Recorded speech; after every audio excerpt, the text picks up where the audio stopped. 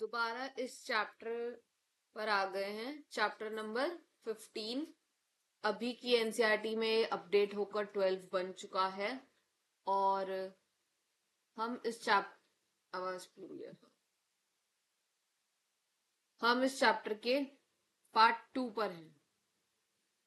चलिए, टॉपिक है हमारा फसल उत्पादन प्रबंधन। यहां से हम चालू करेंगे। इंग्लिश में चालू करना है हमें।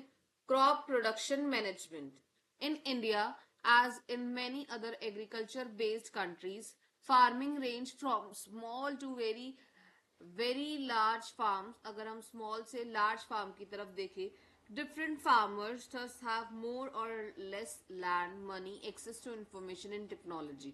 अलग अलग फार्मर्स के पास कहीं पर ज्यादा लैंड होगा, कहीं पर कम होगा, या कहीं पैसे की दिक्कत होगी, या कभी पैसा ज्यादा होगा, या टेक्नोलॉजी ज्यादा होगी, या फिर टेक्नोलॉजी कम होगी।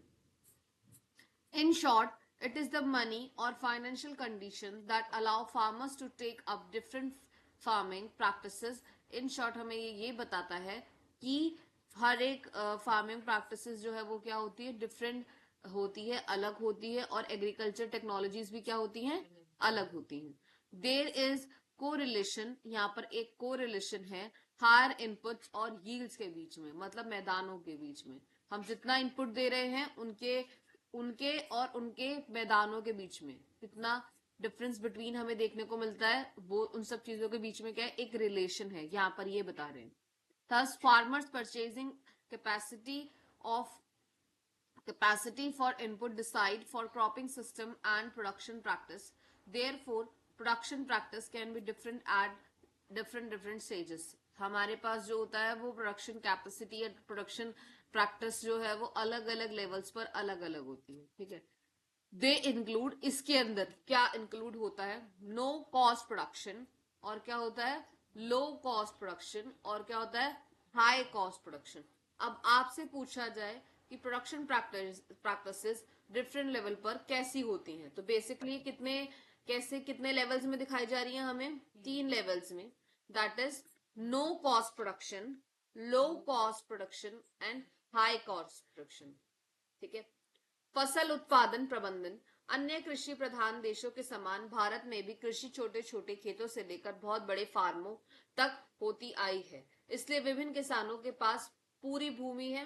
ठीक है, तो भूमि, धन, सूचना, तकनीकी उपलब्धता कम या फिर अथवा अधिक ज्यादा या होती है। तो वही जो मैंने भी आपको बताया, या तो ये कम होगी या फिर क्या होगी, ज्यादा होगी। संक्षिप्त में, धन अथवा आर्थिक परिस्थितियां किसान को विभिन्न कृषि प्रणालियों तथा कृषि तकनीकों को अपनाने में महत्वपूर्ण भूमिका निभाते हैं। योगदान, उच्च निवेश तथा फसल उत्पादन में ये सह संबंध है।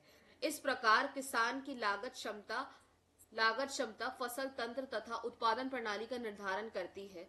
इसीलिए उत्पादन प्रणाली भी विभिन्न स्तर की हो सकती है, बिना लागत के, जो मैंने अभी आपको बताया, नो कॉस्ट।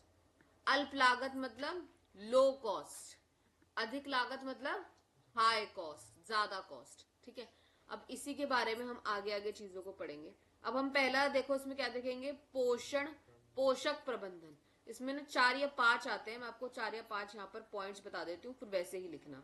ठीक है, मैं यहाँ पर लिख रही हूँ, आप भी इसके नीचे एक बॉक्स डाल के लिख लीजिए। इसमें कितने पॉइंटर्स यहाँ पे आपको देखने को मिलेंगे। पहला है न्यूट्रिशन मैनेजमेंट। ठीक है, NUTRIENT, न्यूट्रिशन, या आप इसको ना ऐसे बना लीजिए, मैं आपको दिखा देती हूँ नोटबुक के ऊपर बना के। इसको यहाँ से करिए डिलीट। ठीक है, मैं यहाँ से लेती हूँ एक व्हाइट बोर्ड।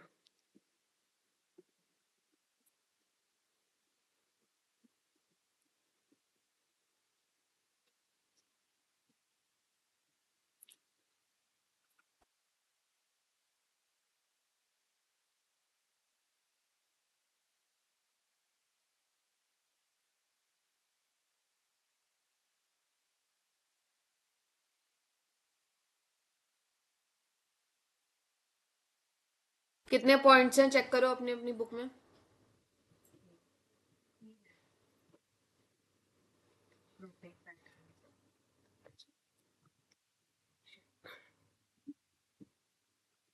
उन सबके भी अलग अलग पार्ट आए होंगे ना।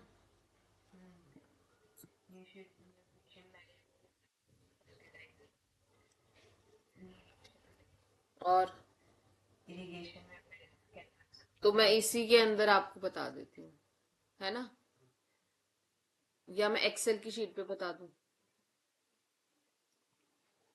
लो, इस बता के आपको बनाना तो पड़ेगा वैसे भी। ओपन हो जाए तो ज्यादा बढ़िया है।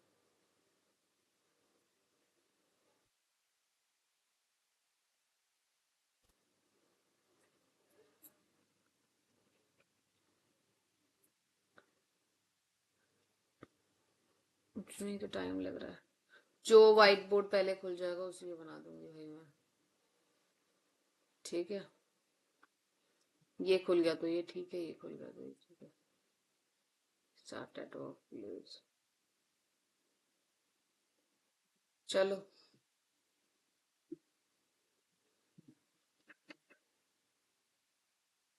मेरे हिसाब से तो इनमें से कोई भी नहीं ओपन हो रहा। मैं आपको एक्सेल पे ही बना के दिखाती हूँ, क्योंकि मुझे उसमें पॉइंटर्स भी लिखने हैं नोट्स के हिसाब से। ठीक है, मैं win word R E x E L XL, ये मैं कर देती हूँ इसको स्मॉल। ठीक है, चलिए, क्या है आपका, आप इसके साथ ही देखते जाना। आप भी अपना ऐसे ही बनाना जैसे मैंने भी आपको बताया है। ठीक है, समझ आया। तो अभी हम इसी के जितने भी पार्ट होते जा रहे हैं ना, हम वो ही देखते जाएंगे। जैसे पहला क्या है आपका, NUTRI, न्यूट्रिशन मैनेजमेंट। ठीक है, न्यूट्रिशन मैनेजमेंट को अभी आप देखोगे तो देखो, अब इसके बाद और कौन सा है। इसके बाद इसी में आपको पॉइंटर्स मिलेंगे।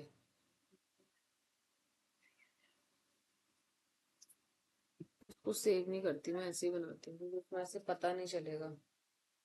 पहला है क्रॉप प्रोडक्शन मैनेजमेंट, इसी के पॉइंटर्स लिखो, ऐसे ऐसे करके बने, दिख रहे हैं आपको।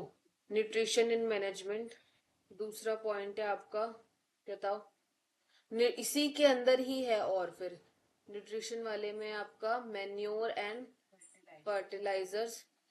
फिर है आपके पास क्या है, फिर दूसरा पॉइंट क्या है आपके पास, इरिगेशन। ठीक है, इरिगेशन।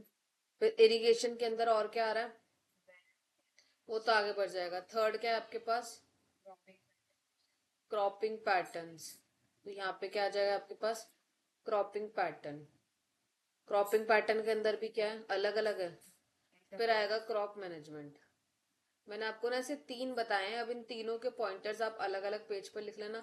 या तो ये ऐसे, ये जो इसमें बने हुए टेढ़े ऐसे बना लो, नहीं तो ये ऐसे बना लो, एक, दो, तीन, और यहाँ पर इनके बारे में लिखकर, और फिर यहाँ पर मैन्योर और फर्टिलाइजर के बीच में डिफरेंस बिटवीन कर देना। इन सब के बीच में ऐसे ऐसे डिफरेंस बिटवीन कर देना। ठीक है, मम्मी गेट बंद कर दो। अब मैं आगे पढ़ाना चालू कर रही हूँ, जो मैं मार्क कराती जाऊंगी, अब इसी में से देखते जाना। Nutrition in management, just as we need food for development,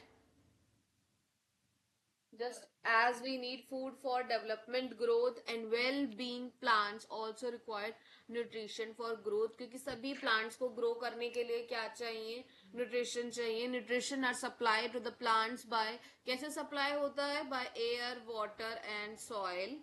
ठीक है, देर आर 16 न्यूट्रिशन हमें प्लांट्स को देने के लिए, या फिर प्लांट्स को क्या एसेंशियल है, कितने तरीके के न्यूट्रिशन एसेंशियल है, 16 न्यूट्रिशन। अब ये 16 न्यूट्रिशन कौन कौन से होते हैं, इनमें से कुछ ही हमें बताए, कुछ ही के नाम हमें बताए गए हैं। दैट इज एयर, एयर जैसे सप्लाई करती है carbon dioxide, hydrogen comes from water, and soil supply क्या करती है, 13 न्यूट्रिशन। ठीक है, अब एयर क्या करती है, दिख रहा है आपको, ये न्यूट्रिशन, और बाकी सॉइल क्या करती है, 13 न्यूट्रिशन सप्लाई करती है। और 13 nutrition are 13 nutrition 6 are required in large quantity. 13 में से 6 क्या है, ज्यादा क्वांटिटीज में से चाहिए, एंड देयरफॉर इसी को हम इसलिए क्या कहते हैं, मैक्रो न्यूट्रिएंट्स कहते हैं। द अदर 7 न्यूट्रिएंट्स ये हमें कम क्वांटिटी में चाहिए होते हैं, इसे क्या बोलते हैं, micro nutrients. So here one question raised in front of you, there is a difference between micronutrients and the macronutrients। तो आपके सामने जब क्वेश्चन आएगा माइक्रो और मैक्रो न्यूट्रिएंट्स, तो आपको ये बताना है न्यूट्रिएंट्स का क्लासिफिकेशन। टोटल 16 क्या होते हैं आपके पास, न्यूट्रिएंट्स होते हैं। एयर से हमें कितने मिलते हैं, 2 मिलते हैं, बाकी दो या 3 मिलते हैं। उसके बाकी हमारे को किससे मिलते हैं, सॉइल से 13 मिलते हैं, जिसमें से 6 हमें ज्यादा में चाहिए, तो that is come from the macro. और बाकी जो हमें 7 चाहिए वो क्या है, माइक्रो न्यूट्रिएंट्स। ठीक है, ये मैक्रो और माइक्रो न्यूट्रिएंट्स का यहाँ पर इन लोगों ने बहुत अच्छे से टेबल दे रखा है, that is very much important. ये आता है, इसको इम्पोर्टेंट मार्क कर लीजिए, और ये पूछा भी जाता है। ठीक है, देखो साफ साफ दिख रहा है आपके पास सोर्सेस कौन कौन से हैं, न्यूट्रिएंट्स। यहाँ पर न्यूट्रिएंट्स कितने हैं हमारे पास, 16 न्यूट्रिएंट्स थे। यहाँ पर मैक्रो में कौन कौन से आने चाहिए और माइक्रो में कौन कौन से आने चाहिए, ये हमें साफ साफ इससे पता चल रहा है। डेफिशिएंसी ऑफ दीज न्यूट्रिएंट्स, अगर डेफिशिएंसी होगी मतलब कमी होगी किसी भी न्यूट्रिएंट के अंदर, affect psychological process in the plants including reproduction, growth and susceptibility to disease. To increase the yield, the soil can enrich by supplying these nutrients in the form of manure and fertilizer. तो basically ये increase करते हैं क्या, yield की enrichment को किस form से, हम क्या क्या देते हैं बेसिकली जमीन को, सॉइल को क्या देते हैं, मेन्योर या फिर फर्टिलाइजर्स देते हैं। तो हेयर इज द डिफरेंस। अब आपके सामने एक डिफरेंस आ गया है किस चीज का, हाँ जी, माइक्रो न्यूट्रिएंट्स कौन से होते हैं और मैक्रो। इसका क्वेश्चन अभी आपको पता लग गया। How do plant get nutrients, कैसे मिलते हैं उन्हें, ऊपर भी ये क्वेश्चन के अंदर अभी डिस्कस मैंने कर दिया है।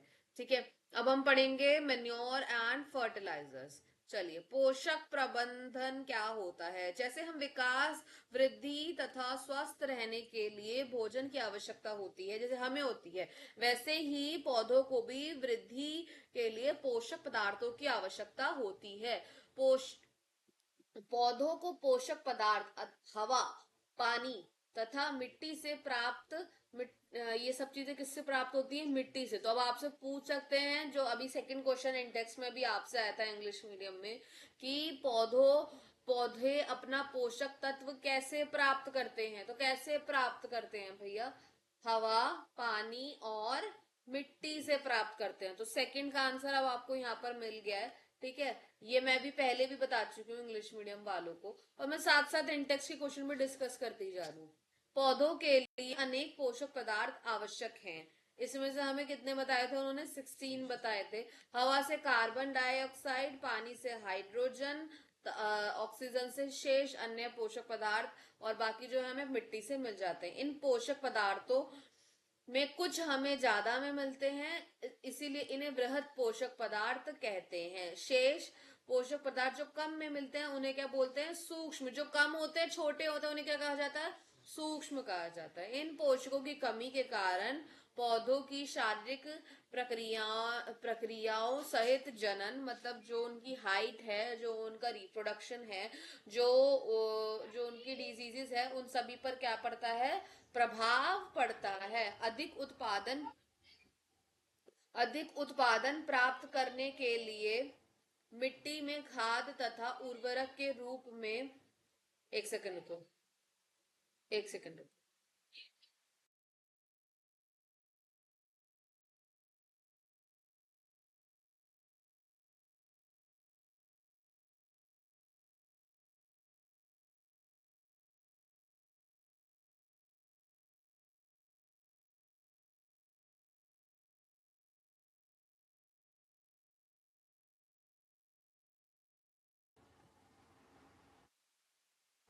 अधिक उत्पादन प्राप्त करने के लिए मिट्टी में खाद तथा उर्वरक के रूप में इन पोषकों का मिलना आवश्यक है। कौन कौन से पोषकों का मिलना आवश्यक है वो देखेंगे। अब देखो यहाँ पर आपके में हिंदी मीडियम में भी इन्होंने बहुत अच्छी टेबल बना रखी है। कौन कौन सी चीजें हवा से मिलती है, कार्बन डाइऑक्साइड, ऑक्सीजन। पानी से क्या मिलता है, हाइड्रोजन और ऑक्सीजन।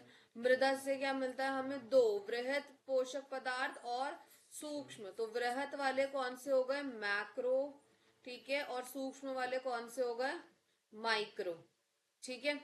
अब हम पढ़ेंगे वही सेम क्वेश्चन आता है किसके बारे में, खाद और उर्वरक के बारे में। यहाँ पे फर्टिलाइजर्स को क्या कहा जाता है, उर्वरक कहा जाता है। ये नीचे आ गया वर्ड, ठीक है।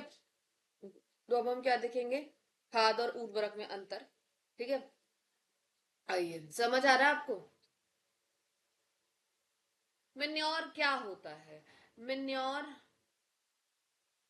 Manure contains large quantity of organic matter and also supplies small quantity of nutrients to the soil. Manure जो है वो हमारा large quantity में organic matter उसमें होते हैं और ये क्या सप्लाई करता है, सप्लाई स्मॉल क्वांटिटी के अंदर हमें क्या देने चाहिए, सॉइल के अंदर न्यूट्रिएंट्स देने चाहिए।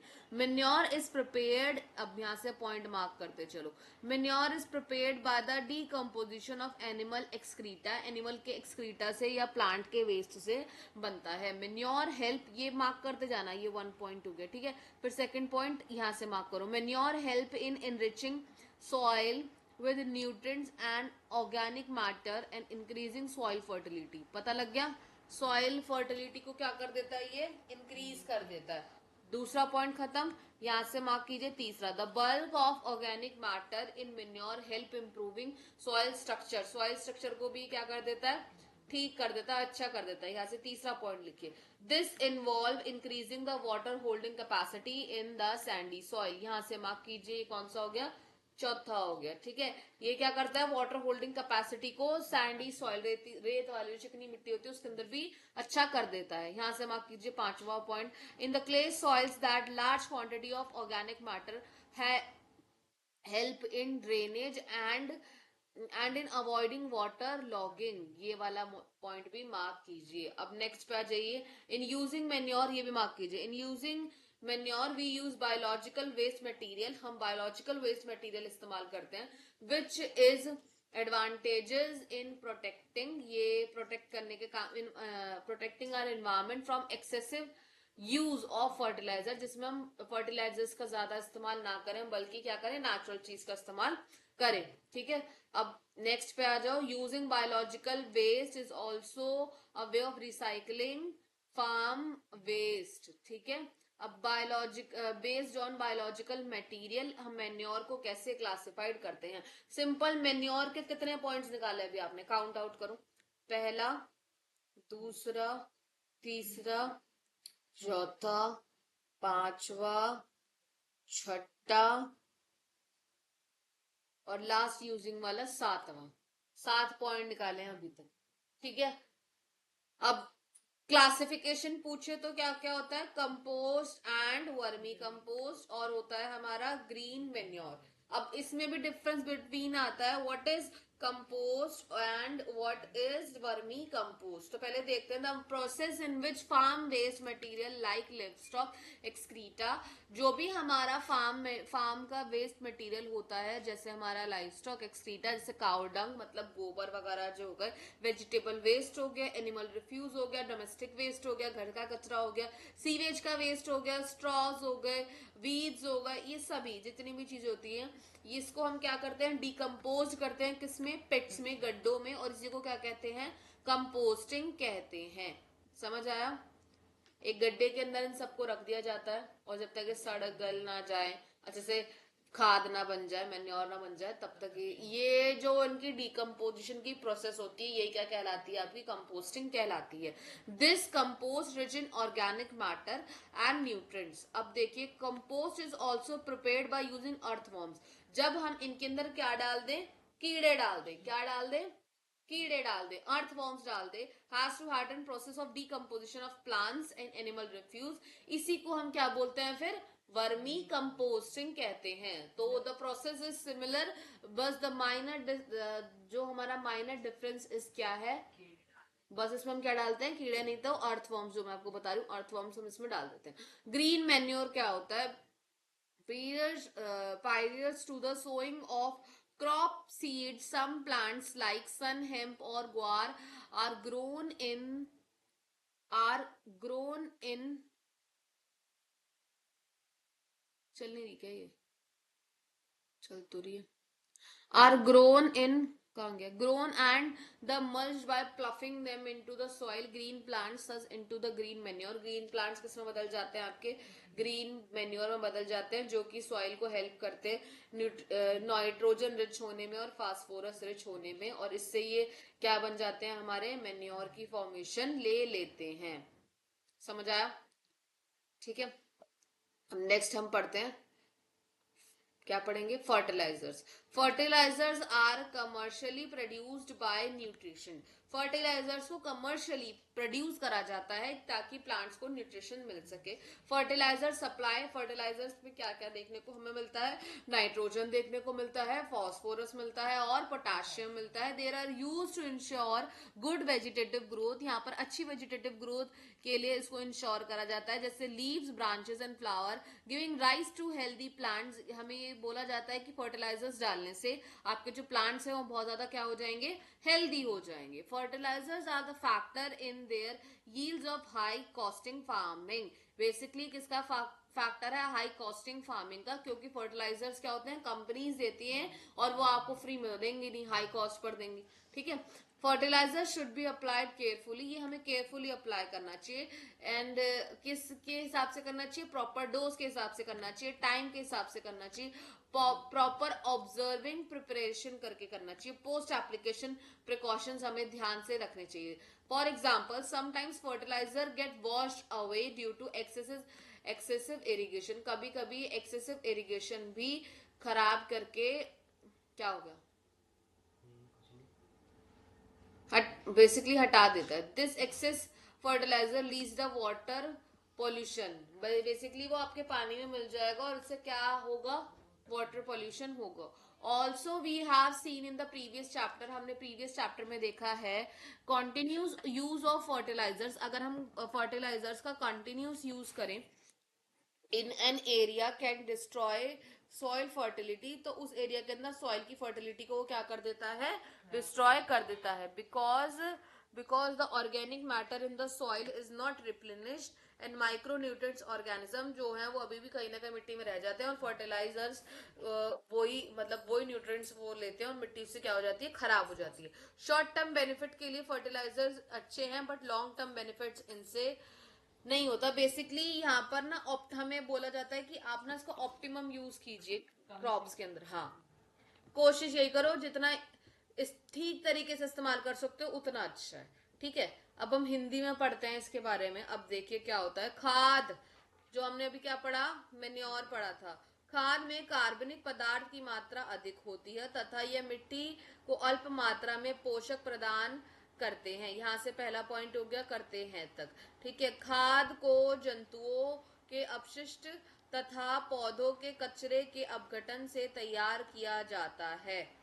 ये दूसरा पॉइंट हो गया। खाद को मिट्टी पोषकों तथा कार्बनिक पदार्थों से परिपूर्ण करती है और मिट्टी की उर्वरता को बढ़ाती है। यहाँ से तीसरा हो गया, खाद में कार्बनिक पदार्थों की अधिक मात्रा मिट्टी की संरचना में सुधार करती है, सॉइल का स्ट्रक्चर ठीक करती है, अभी मैंने बताया था। इसके कारण रेतीली मिट्टी में पानी को रोकने की क्षमता बढ़ जाती है। ये भी माफ कीजिए, चिकनी मिट्टी में कार्बनिक पदार्थ की अधिक मात्रा पानी को निकलने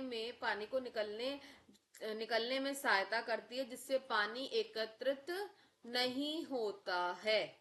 ये एक और मार्क कीजिए। ठीक है, खाद के बनने, वैसे तो ये पूरा पैराग्राफ ही आप देख रहे हो मार्क हो चुका है, पर लिखना नहीं है, लिखना पॉइंटर्स ही है। ठीक है, खाद के बनने में हमें जैविक कचरे का उपयोग करते हैं, इससे उर्वरकों के अत्यधिक उपयोग की आवश्यकता नहीं होगी। इस प्रकार से पर्यावरण संरक्षण में सहयोग मिलेगा। खाद बनाने की प्रक्रिया में विभिन्न जैव पदार्थों के उपयोग पर आधार पर उपयोगों के आधार पर खाद को निम्नलिखित वर्गों में विभाजित किया जाता है। बेसिकली जो मैंने भी बताया कि उसको अलग अलग तरीके से पार्ट्स में क्लासिफाइड करते हैं। ठीक है, पहला क्या है, कंपोस्ट और वर्मी कंपोस्ट। तो कंपोस्टीकरण अभी पढ़ेंगे आप, और क्या पढ़ोगे, वर्मी कंपोस्ट क्या कहते हैं। ठीक है, अभी ये पढ़ेंगे। तो कंपोस्टीकरण प्रक्रिया कृषि में अपशिष्ट पदार्थ, वेस्ट मटेरियल, जैसे पशुधन, मल मूत्र, गोबर, सब्जी के छिलके, कचरा, जानवरों द्वारा परित्यक्त चारे, घरेलू कचरे, सीवेज के कचरे, फेंके हुए खरपतवार आदि गड्ढों में विघटित किए जाते हैं, इकट्ठे किए जाते हैं। कंपोस्ट में कार्बनिक पदार्थ तथा पोषक पदार्थ बहुत अधिक मात्रा में होते हैं। तो आपसे पूछा जाए कंपोस्टिंग कैसे करते हैं, तो कंपोस्टिंग के अंदर हम इन सब चीजों का इस्तेमाल करते हैं, और इसमें कार्बनिक पदार्थ जो है वो क्या होते हैं, ज्यादा होते हैं। ठीक है, और कंपोस्ट जिसमें केचुओं, क्या, केचुओं, जिसे हम क्या कहते हैं, अर्थवॉर्म। ठीक है, कंपोस्ट को केचुओं द्वारा पौधों तथा जानवरों के अपशिष्ट पदार्थों के साथ शीघ्र, जल्दी से जल्दी निरस्तीकरण की प्रक्रिया द्वारा बनाया जाता है। इसे ही हम क्या कहते हैं, वर्मी कंपोस्ट कहते हैं।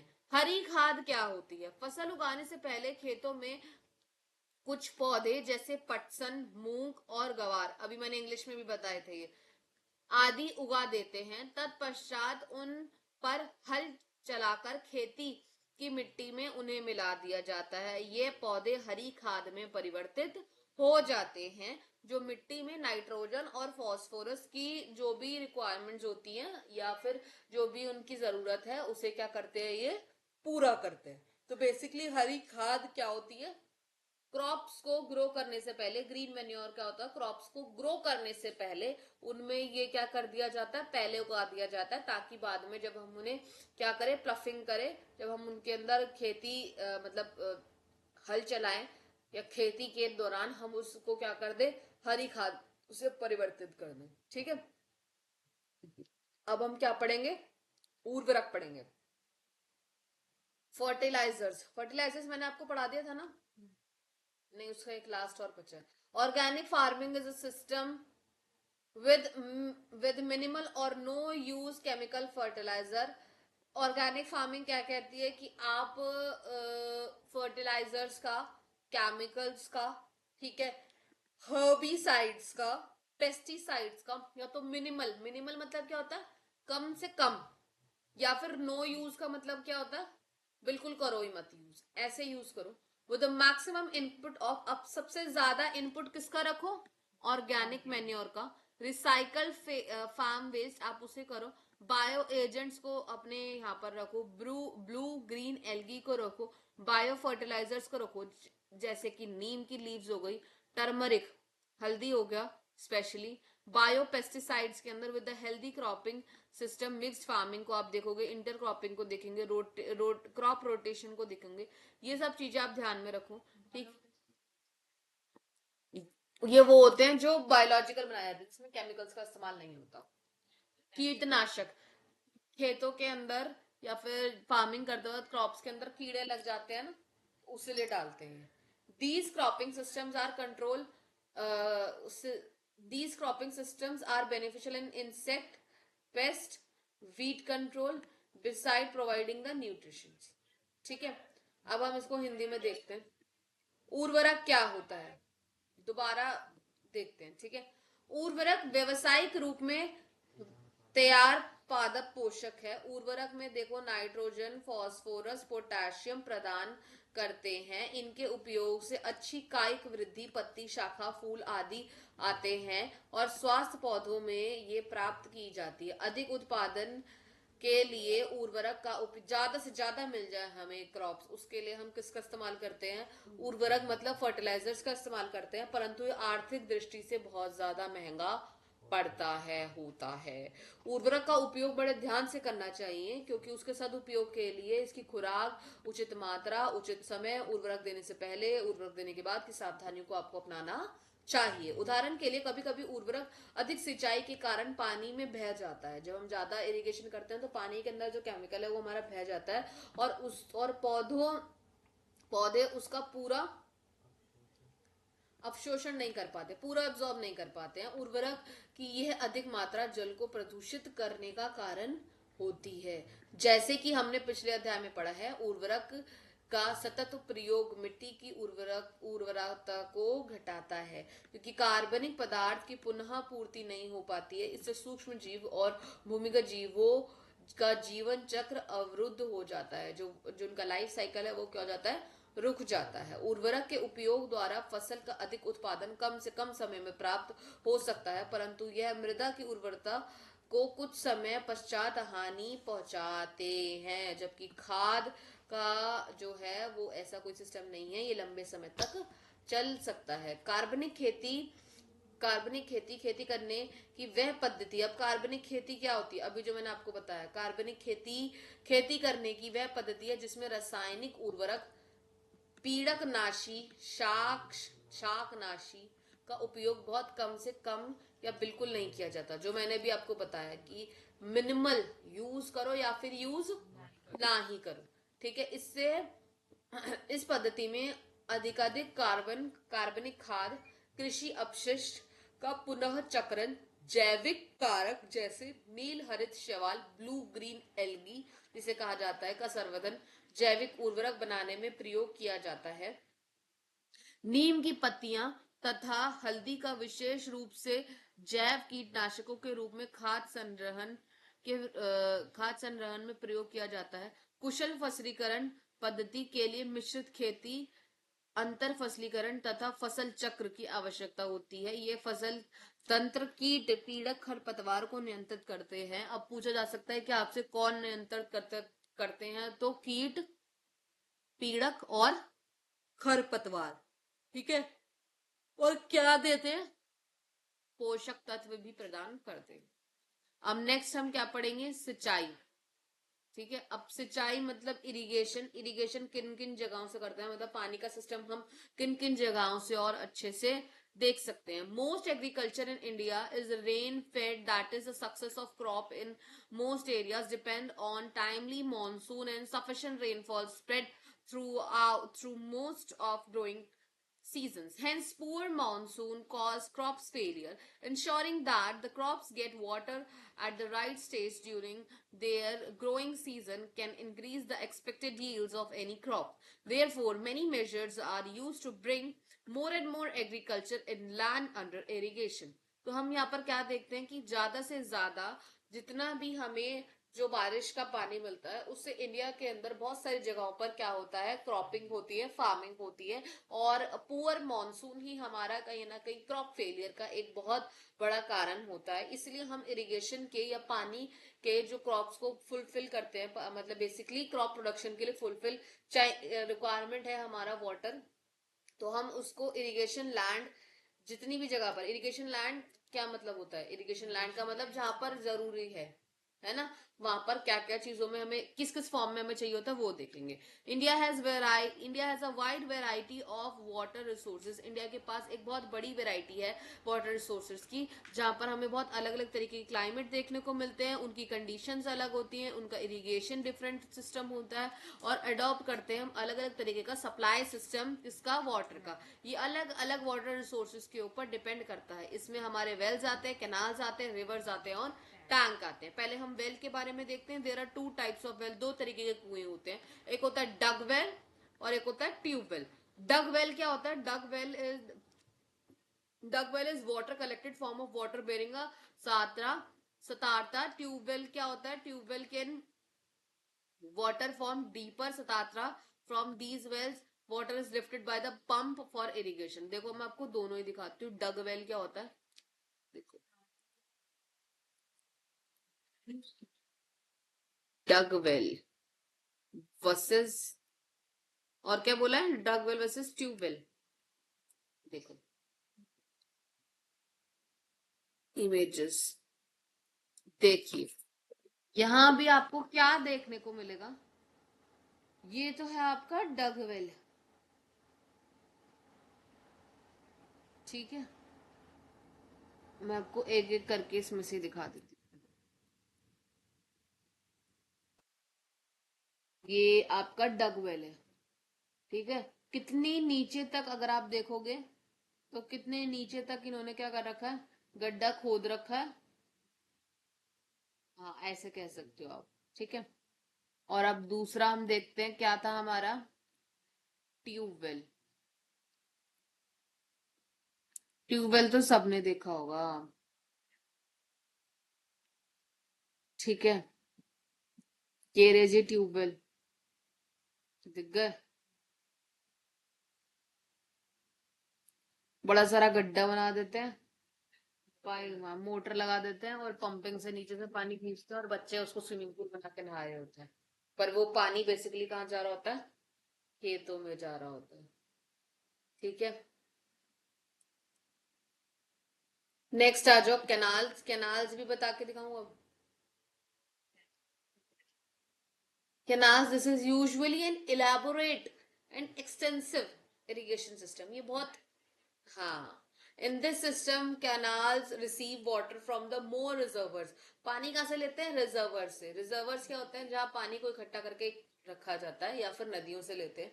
These main canals is divided into branches of canals. एक कैनाल से पानी जा रहा होगा और वही अलग अलग ब्रांचेस में जा रहा होगा, ठीक है। बेसिकली वो बता रहे हैं एक जगह से पानी आया, फिर यहाँ से बट गया, फिर ये पानी यहाँ से बढ़ गया, फिर यहाँ से बढ़ गया, फिर यहाँ से बढ़ गया, फिर ऐसे बढ़ गया, ब्रांचेस निकल जाती हैं, ठीक है। Canals having further distributaries to the irrigate field. Canals की अलग अलग डिस्ट्रीब्यूटरीज बना देते हैं ताकि वो फील्ड को क्या कर सके, इरिगेट कर सके। River lift system. River lift system क्या होता है, river lift system in areas where canal flows is insufficient or irregular due to inadequate reservoirs release, the lift system is more rational. Water is directly drawn from the river for supplementing irrigation in the close to the river. Basically rivers के through ही आप क्या लेते हो, पानी लेते हो जिन जगहों पर पानी की कमी है, या फिर जहां पर पानी आपको कम दिखता हुआ जाता है। टैंक देखो यहाँ पे क्या है, टैंक क्या होते हैं, बहुत छोटे छोटे रिजर्वर्स होते हैं। छोटी छोटी जगहों के अंदर क्या भर लेते हैं, स्मॉल क्वांटिटीज के अंदर पानी भर लेते हैं, और जिनको किन के साथ जोड़ दिया जाता है, बेसिकली फील्ड्स के साथ जोड़। Fresh initiative for increasing the water available for agriculture include rain water harvesting करते हैं, वाटर शेड मैनेजमेंट करते हैं। इसमें हमारे this involve building small check dams lead to increase ground water level. Check the dam stop rain water from flowing away, also reduce the soil erosion. ये क्या किस में कमी लाते हैं, इसके साथ साथ सॉइल इरोजन में, ठीक है। अब देखते हैं सिंचाई, इरिगेशन क्या होता है। भारत में अधिक खेती वर्षा पर आधारित, अर्थात अधिकांश क्षेत्रों में फसल की उपज समय पर मानसून आना तथा वृद्ध काल लंबे काल में उचित वर्षा होने पर निर्भर करती है। इसलिए कम वर्षा होने पर फसल उत्पादन कम हो जाता है। फसल की वृद्धि काल में उचित समय पर सिंचाई करने के लिए संभावित फसल का उत्पादन वृद्धि हो सकती है। इसीलिए अधिकाधिक कृषि भूमि, एक सेकंड।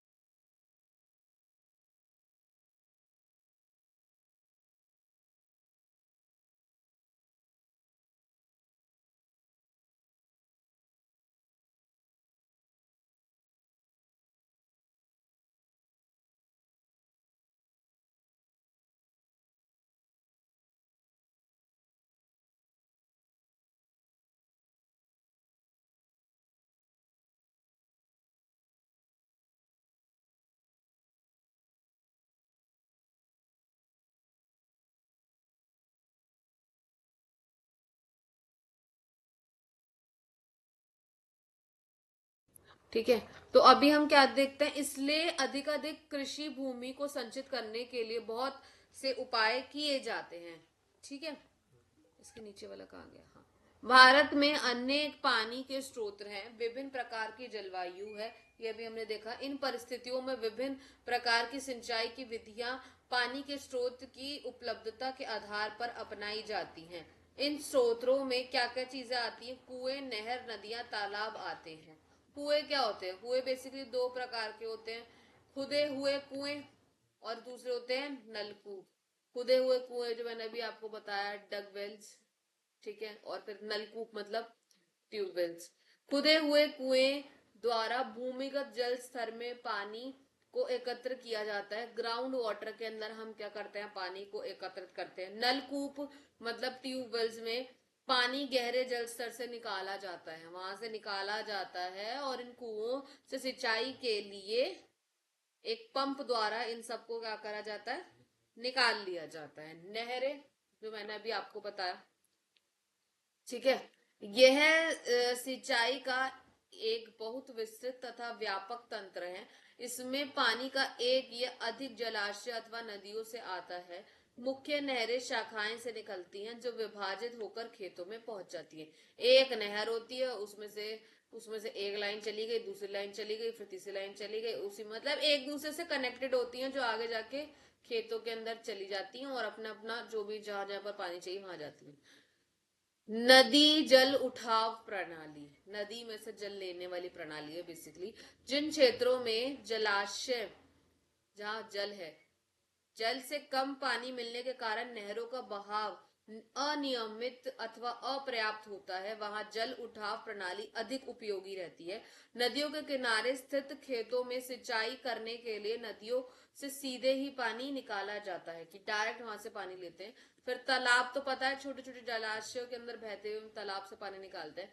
कृषि में पानी की उपलब्धि बढ़ाने के लिए आधुनिक विधियां जैसे वर्षा के पानी का संग्रहण तथा जल विभाजन का उचित प्रबंधन द्वारा उपयोग किया जाता है। इसके लिए छोटे छोटे बांध बनाने होते हैं, जिससे भूमि के नीचे का जल स्तर क्या हो सके, बढ़ सके। या छोटे बांध वर्षा के पानी को बहने से रोकते हैं, मतलब बारिश का पानी क्या कर लेते हैं, रोक लेते हैं। और मृदा अपरदन मतलब सॉइल इरोजन में भी ये काम करते हैं, सॉइल इरोजन को भी क्या करते हैं, कम करते हैं। सॉरी, मिट्टी जब बहती चली जाती है तो उसको भी क्या कर देते हैं, कम कर देते हैं। अब हम पढ़ेंगे क्रॉपिंग पैटर्न, फसल का पैटर्न, ठीक है। अब हम क्या पढ़ने वाले हैं, क्रॉपिंग पैटर्न। इसके अंदर हम 2 या 3 तरीके के क्रॉपिंग पैटर्न पढ़ेंगे। फिर हम पढ़ेंगे क्रॉप प्रोटेक्शन मैनेजमेंट, और फिर इसके भी बहुत सारे पार्ट हैं प्रोटेक्शन मैनेजमेंट के, फिर ये चैप्टर खत्म होगा। चलिए क्रॉपिंग पैटर्न क्या होता है, क्रॉपिंग पैटर्न देखते हैं। Different ways of growing crops can be used giving maximum benefit, ये हमें क्या देते हैं, मैक्सिमम बेनिफिट देते हैं। Mixed cropping is way 2 or more crops simultaneously on the same piece of land, for example wheat gram or wheat mustard, groundnut or sunflower.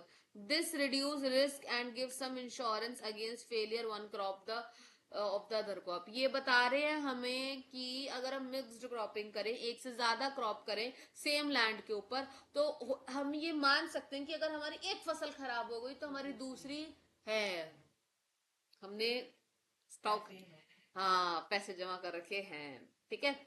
Inter cropping is growing 2 or more crops simultaneously the sim on the same field in different pattern. A few rows crop a few rows of one crop alternate with the few rows in second crop, for example soyabean and maize, finger millets मतलब बाजरा और cowpea मतलब लोबिया. This crop selected such that nutrients requirement are different. This ensure maximum utilization of nutrients supplied, also prevent pest and disease from spreading.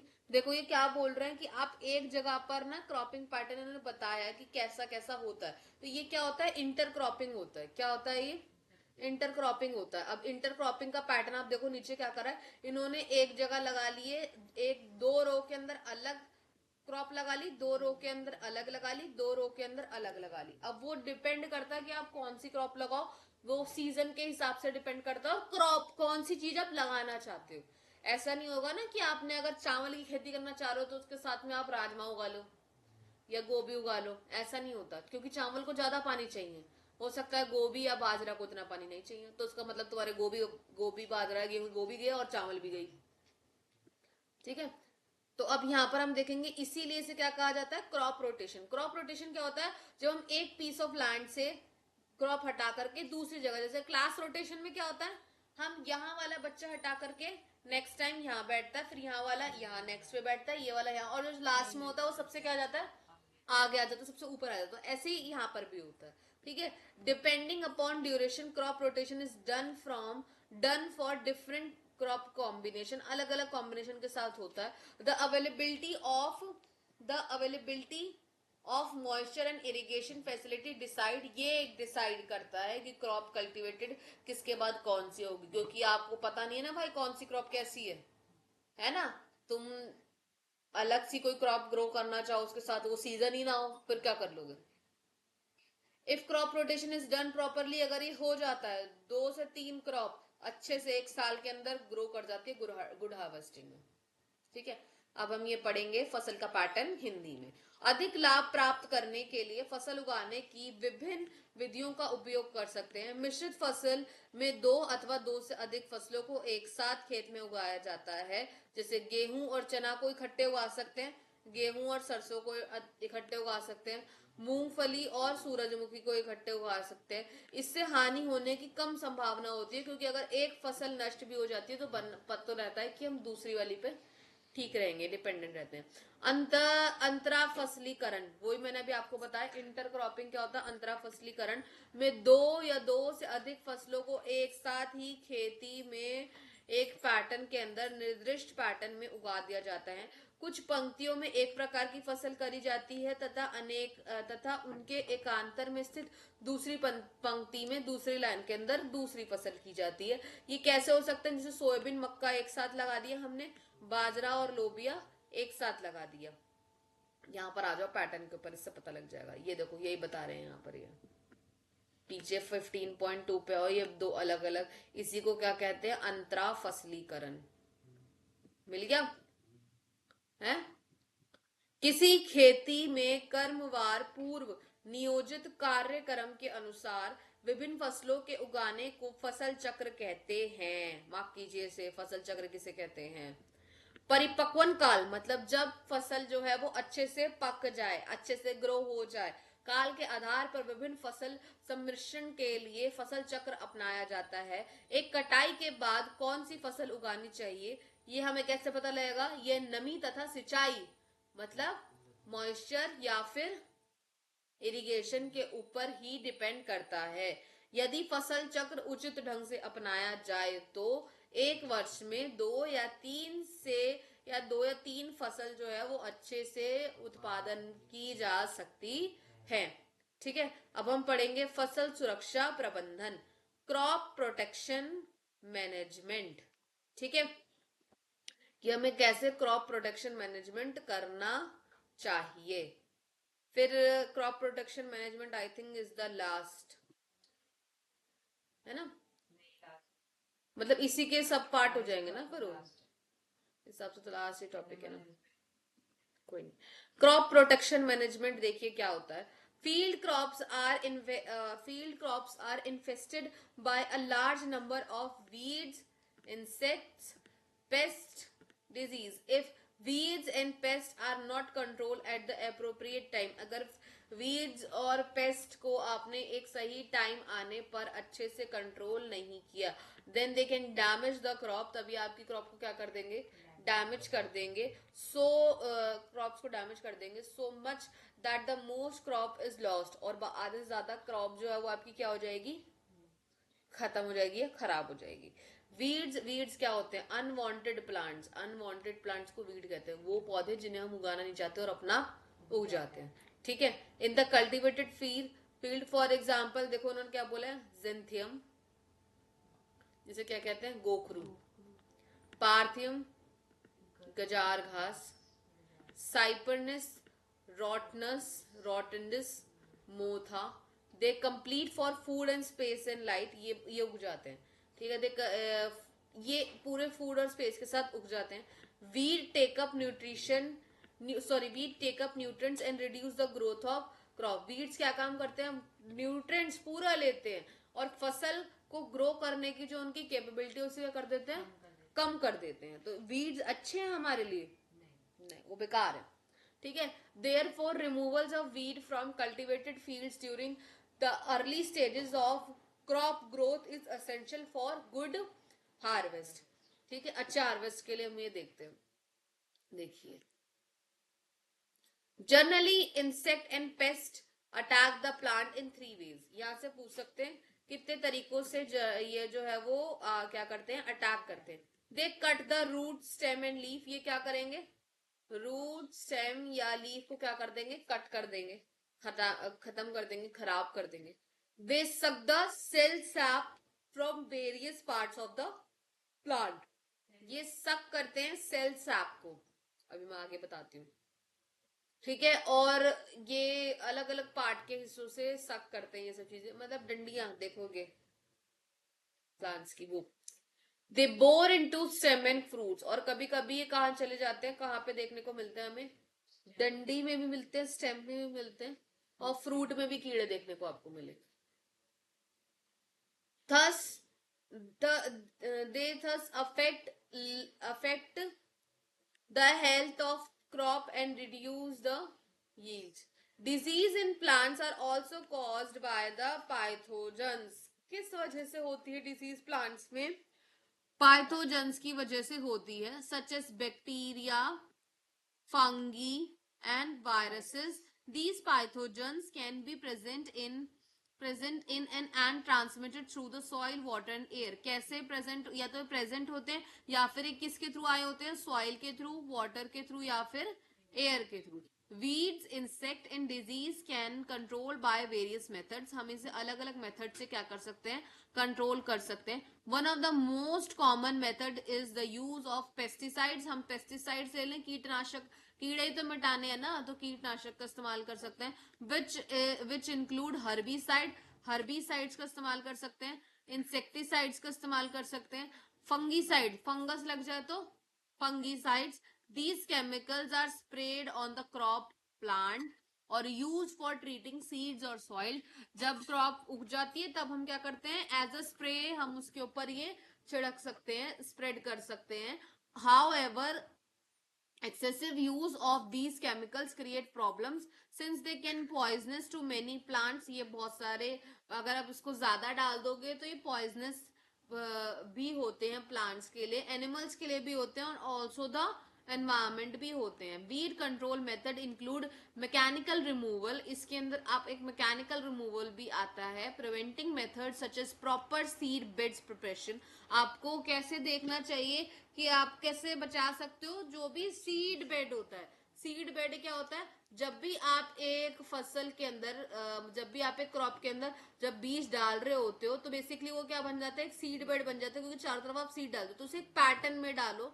Timely sowing the crop, time से crop को क्या करो, sow करो। Intercropping करो, crop rotation करो, ये भी important factor है वीड्स को कंट्रोल करने में। क्यों, क्योंकि जब आप अच्छे से चीजें टाइम टू टाइम करोगे ना, तो वीड्स जो है, वीड्स बेसिकली क्या है, अनवांटेड प्लांट जो हम उगाना नहीं चाहते। प्रॉपर टाइम से कटाई करोगे, प्रॉपर हार्वेस्टिंग करोगे, तो ये अपना आप ही हट जाते हैं, हमें दिखेगा ना टाइम टू टाइम। अगर मान लो मैंने कोई खेत लेके डाल दिया और वहां पे अच्छे से वर्क ही नहीं करूँ, तो वीड्स तो क्या सभी कुछ उग जाएगा वहां पे। Some other prevention measure against pests are the use of resistant varieties, summer ploughing, in which fields are ploughed in deep summer to destroy weeds and pests, इसे कहा जाता है। ठीक है, अब देखो इन्होंने बता रखा है कितना कितना परसेंट किस किस में न्यूट्रिएंट्स होता है। अब हम देखेंगे स्टोरेज ऑफ ग्रेन्स, कैसे हम स्टोरेज ऑफ ग्रेन्स, कैसे हम इसे सिक्योर रख सकते हैं। पहले देखते हैं फसल सुरक्षा प्रबंधन हिंदी में। खेतों में फसल खरपतवार, कीट पीड़क तथा रोगों से प्रभावित होते हैं। यदि समय रहते खरपतवार तथा पीड़कों को नियंत्रित नहीं किया जाए तो वह फसलों को भी बहुत हानि पहुंचा सकते हैं। खरपतवार कृषि योग्य भूमि में अनावश्यक पैदा हो जाते हैं। जैसे मैं अभी इतनी देर से क्या बोल रही हूँ, वीड्स को ही क्या कहते हैं, खरपतवार। और लोकल लोग जो है ना, वो वीड्स नहीं जानते, वो खरपतवार शब्द ज्यादा जानते हैं। हाँ, उनकी नजर में वो घास जो उग गई वो क्या है, खरपतवार। वही बोलेंगे खरपतवार ज्यादा उग गई है तो खरपतवार को हटाने के लिए कुछ केमिकल दे दो। हम पागलों की तरह क्या बोलते रहेंगे, दे आर द वीड्स। इसलिए ने बता दिया। गोखरू, जैथियम, गाजर घास, मोथा, ये सारे नाम, ये सारे खरपतवार के उदाहरण हैं। ये ये खरपतवार भोजन स्थान तथा प्रकाश के लिए स्पर्धा करते हैं। खरपतवार पोषक तत्व भी लेते हैं जिससे फसलों की वृद्धि कम हो जाती है। वही मैंने बताया कि न्यूट्रिएंट्स तो पूरा लेते हैं, ठीक है, पर फसलों की ग्रोथ को क्या कर देते हैं, रोक देते हैं, कम कर देते हैं। इसीलिए अच्छी पैदावार के लिए प्रारंभिक शुरू में ही है, शुरू में अच्छा होता है कि सारे खरपतवार को क्या कर देना चाहिए, निकाल देना चाहिए। प्राय कीट पीड़क तीन प्रकार के आक्रमण करते हैं, अभी मैंने बताया तीन तरीके से करते हैं। ये मूल, तने तथा पत्तियों को काट देते हैं। ये पौधे के विभिन्न भागों में कोशिकीय रस को चूस लेते हैं। वही जो मैंने आपको बताया, सेल सैप को ये क्या करते हैं, सक करते हैं। सेल सैप क्या होता है, पौधे में जितनी भी जगह सेल्स तो सभी जगह होते हैं, वहां से जहां उन्हें ठीक लगता है वो हिस्सा ना सूखने लगता है, खाने लग जाते हैं, वो सिकुड़ जाता है, श्रिंक हो। देखोगे कुछ पेड़ के पत्ते बहुत ज्यादा हरी है, कुछ कुछ काले बिल्कुल श्रिंक हो गए हैं, ऐसे वाले। ये तने तथा फसलों में छिद्र कर देते हैं, छोटे छेद बना देते हैं। इस प्रकार ये फसल को खराब कर देते हैं और फसल उत्पादन भी कम हो जाए। अब जो फसल तुम्हें दिखी खराब है, तुम क्या उसे बेचोगे, सामने वाला लेगा, नहीं लेगा, ठीक है। हम ही नहीं लेंगे भाई, कौन ही लेंगे। कोई तुम्हें बोले कि ये अंकल जिसका पैकेट फटा हुआ था, तुम कहोगे अंकल बंद वाला दे दो, ये तो नहीं लेंगे।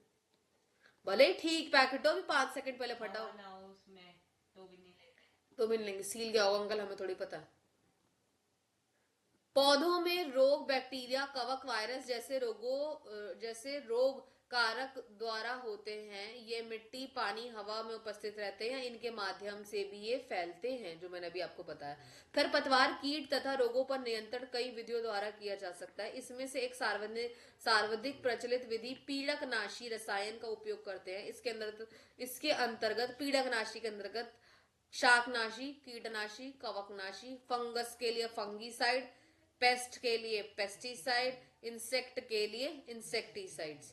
इन रसायनों को फसल के पौधों के ऊपर छिड़कते हैं अथवा बीज और मिट्टी के उपचार के लिए प्रयोग करते हैं। लेकिन इनके अधिक उपयोग से बहुत सी समस्या उत्पन्न हो सकती हैं। कई पौधों को भी हो सकती हैं, कई जानवर को भी हो सकते हैं, और प्रदूषण भी खराब होता ही है। यांत्रिक विधि द्वारा खरपतवार को हटाना भी एक विधि है, मैकेनिकल वे, ठीक है। निरोधक विधि जैसे समय समय पर फसल को उगाना, उच्च कार्यों को तैयार करना, अंतर फसलीकरण मतलब क्रॉप रोटेशन करना, इंटर क्रॉपिंग करना, ये सब चीजों से हम इस चीज को ठीक कर सकते हैं। पीड़कों पर नियंत्रण पाने के लिए प्रतिरोध क्षमता वाली किस्मों का उपयोग करना, ग्रीष्म काल में हल से जुताई कुछ निरोधक विधियां हैं। मतलब वही जो मैं आपको बता रही हूँ, अच्छे से अगर टाइम से सब चीजें करोगे तो बहुत ही कम वीड्स उगते हैं, पर वीड्स उगते हैं वो। हाँ, उगते हैं क्योंकि वो बता रहे हैं ना कि वो सारा न्यूट्रिएंट्स तो लेते हैं। हाँ, जैसे एक अगर सिंपल, उनको न्यूट्रिएंट मिल जाता है, वो सीधा उग जाते हैं। हाँ वो सीधा उग जाते हैं। हाँ, और फिर वो क्या करते हैं, फसलों की जो डैमेज। डेवलपमेंट होती है उसको रोक देते हैं, ठीक है। पीड़कों को नष्ट करने के लिए गर्मी के मौसम में गहराई तक हल चलाया जाता है, ठीक है। अनाज का भंडारण कैसे करेंगे, अनाज का भंडारण कैसे हम इसे स्टोर करके रख सकते हैं। ये टेबल इन्होंने दे रखी है, पशु उत्पादकों के पोषकों का मान, ये आप देख लेना। कृषि उत्पाद के भंडारण में बहुत हानि हो सकती है। इस हानि के जैविक कारक कीट, कृंतक, कवक, चिचंडी तथा जीवाणु है। ये नाम है, ठीक है, जो अनाज को खराब कर देते हैं। तथा इस हानि के अजैविक कारक भंडारण के स्थान पर उपयुक्त नमी व ताप का अभाव है। ये कैसे होते हैं, जब वहां पर नमी नहीं होती, नमी पाई जाती है मतलब तभी कीड़े आ जाते हैं। वाटर। सीलन, हाँ, ये कारक, हाँ ये कारक उत्पाद की गुणवत्ता को खराब कर देते हैं, वजन कम कर देते हैं, अंकुरण की क्षमता भी कम कर देते हैं, उत्पाद को बदरंग कर देते हैं, बेरंग कर देते हैं। बीज, पहले तो आप गेहूं लाओगे तो बीज तो मिलेगा ही ना उगाने के लिए।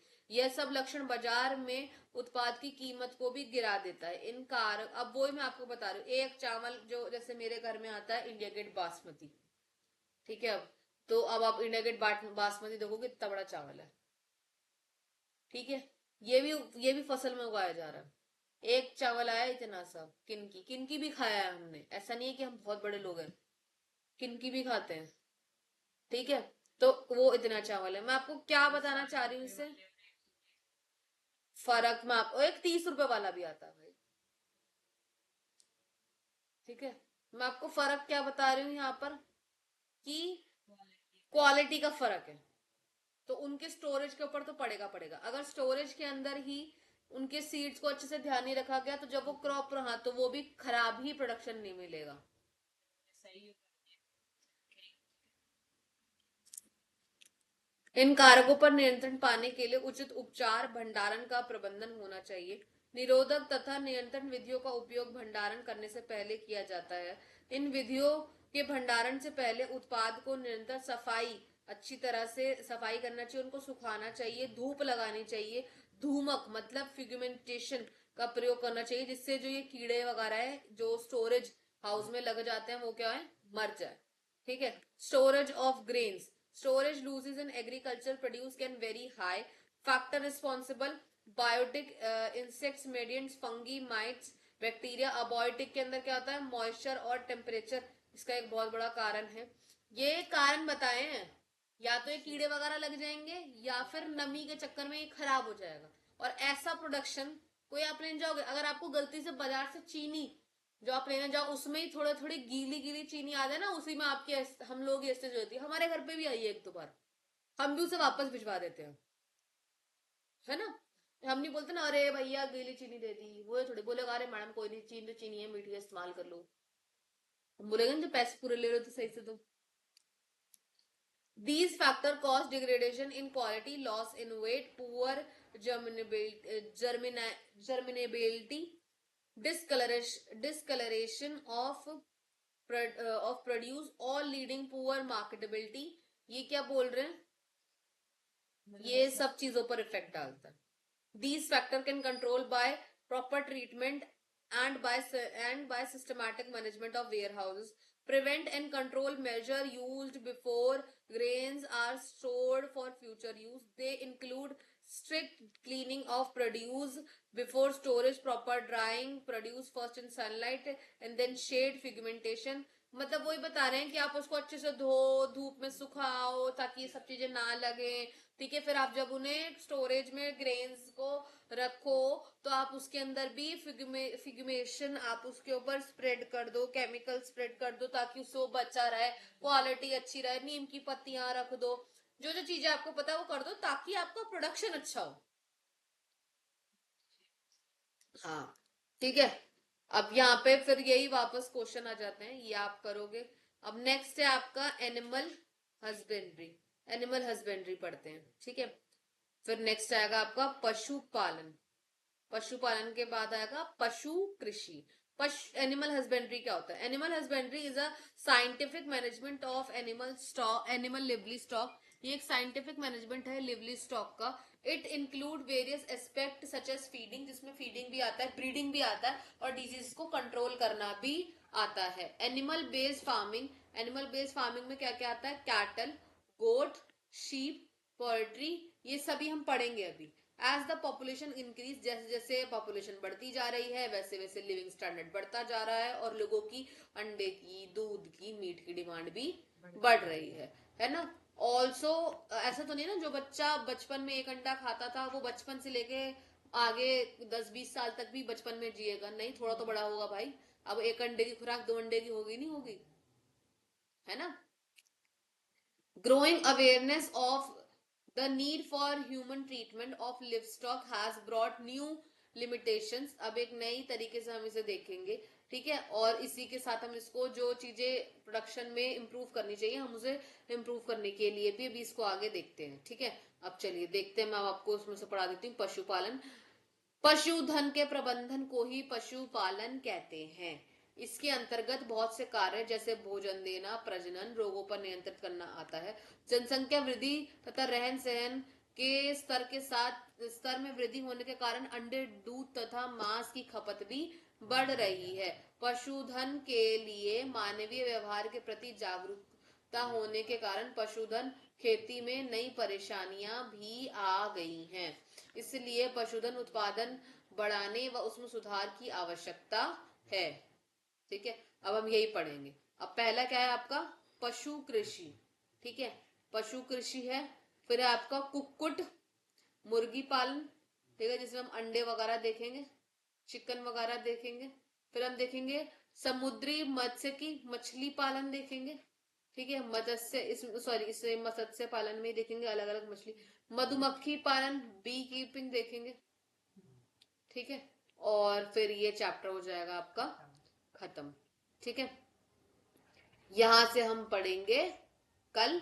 हमें कल कहां से पढ़ना है, इसका मतलब पशु कृषि से हिंदी में और कैटल फार्मिंग से इंग्लिश में। ठीक है, यहां से हम क्या पढ़ने वाले हैं कल। और इस चैप्टर का पार्ट 2 अपलोड हो जाएगा, घर जाके रिवीजन देख लेना। और इस चैप्टर के एमसीक्यूज और जो नोट्स वगैरह वो आपको ग्रुप पे नॉर्मल जैसे आ रहे हैं ना वैसे मिल जाएंगे। ठीक है, चलिए अब मिलेंगे हम पार्ट 3 में।